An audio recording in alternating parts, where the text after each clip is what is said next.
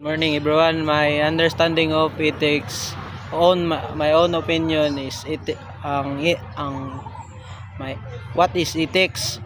Ethics is a system of moral of principles or branch of the philosophy that define what is right and wrong, guiding human behavior, decision and conduct by establishing standards for ang good and bad actions, obligations or virtual applicable personally of for personally and socially. It explores fundamental question like how should one live and in love studying moral judgment principle and the nature of value to promote well-being and fairness in individual society. Ang key of aspect of ethics is moral compass on providing guidelines for behavior, helping people distinguish between good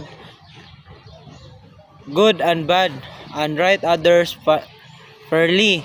Ang kadua, study of morality known as a moral philosophy.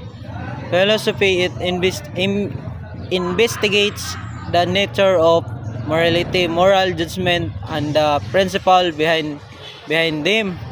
Ang ikatulo, framework for life offers frameworks for leading a good life on understanding rights and responsibilities and making sound and decisions. Moto ikatulo.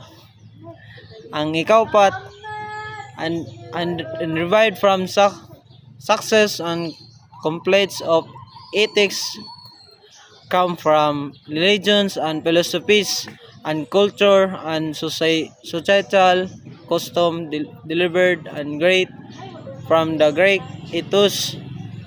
Moto ikaupat. Ang branch of ethics is mathematics and explores the nature, origins and meaning of moral judgment. Mao tay kinaunan.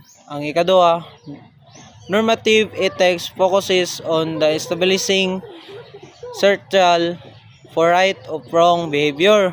Ang ikatulo, applied ethics and applies ethical theories to the controversial